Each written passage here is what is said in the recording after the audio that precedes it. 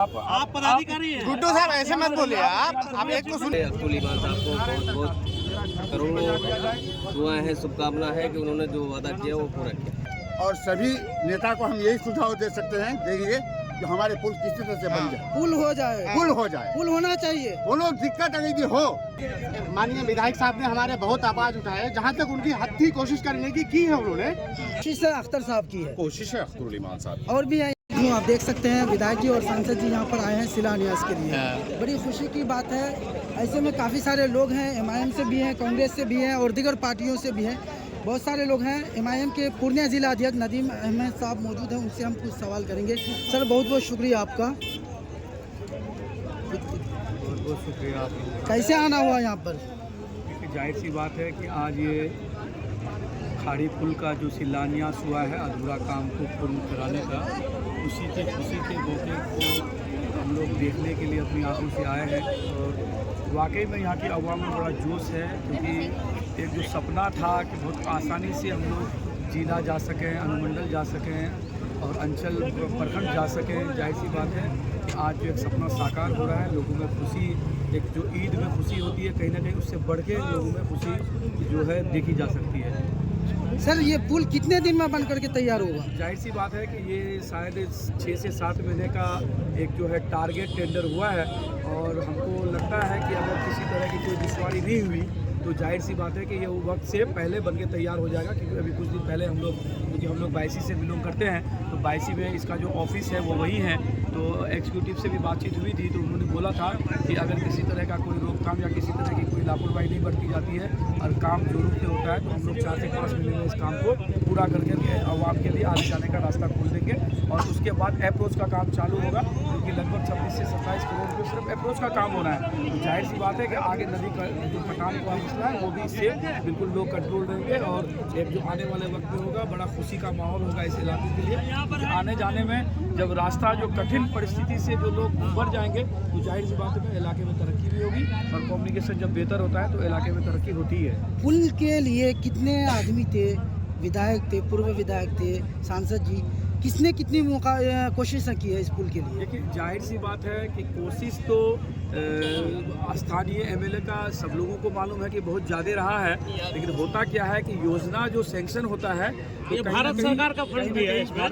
भारत सरकार का ही फंड है। इस तरह से मत बोलिए, आप पदाधिकारी हैं। जानकारी मुझे है। आप पदाधिकारी हैं। गुड्डू साहब ऐसे मत बोलिए आप एक तो सुनिए पहले। आप बाद में बता देंगे, आप बाद में बता देंगे। पदाधिकारी हैं। आपको जानकारी नहीं, आप चलिए अभी आप विधायक जी के पास चलिए। होता क्या है कि योजना को सैंक्शन कराने का पदाधिकारी होकर गलत स्टेटमेंट मत करिए। MLA का रहा है, लेकिन होता क्या है कि स्कीम जिस फंड में पैसा होता है, जैसे एक होता है बिहार सरकार, एक होता है बिहार सरकार, एक होता है सेंट्रल सरकार।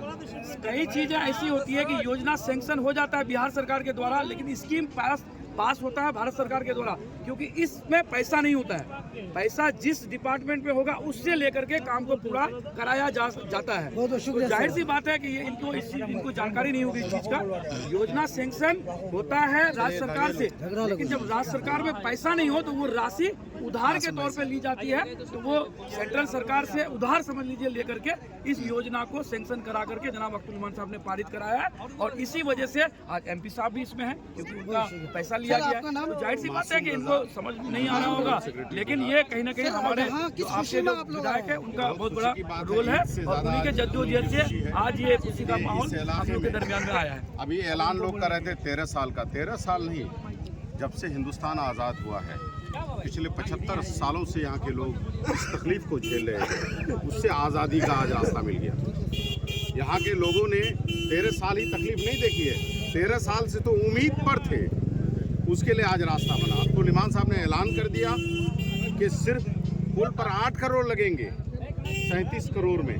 29 करोड़ कहाँ खर्च होगा? इस इलाके को बचाने के लिए बड़ा बड़ा बांध बांधा जाएगा इंशाअल्लाह ताला। सिर्फ यही नहीं, रसेली घाट और आपका अभयपुर, ये तीनों पुल आपका सौगात है। ये ईद चूँकि केंद्र और राज्य का मिली भगत राशि होती है, तो दोनों का बड़े कामों पर एक साथ शमूलियत के साथ उद्घाटन एक कानूनी रूप है। इसलिए सभी रहेंगे। कोशिश है अख्तर साहब की है, कोशिश है अख्तरुल ईमान साहब। और भी है यहाँ के लोकल लोग हैं, इनसे जी, हम जी। जान लेते हैं। आसिफ भाई क्या कहना चाहेंगे, पुल किसके द्वारा बन रहा है? जी ये पूरा श्रेय जाता है अब्दुल ईमान साहब को। उन्होंने जो वादा किया वो पूरा किया। हम पूरे क्षेत्र की तरफ से अब्दुल ईमान साहब को बहुत बहुत करोड़ों दुआएं हैं, शुभकामना है कि उन्होंने जो वादा किया वो पूरा किया। सर आपका नाम? मेरा नाम हाशिम है। कहाँ घर हुआ? मेरा खारी बासों घर हुआ है।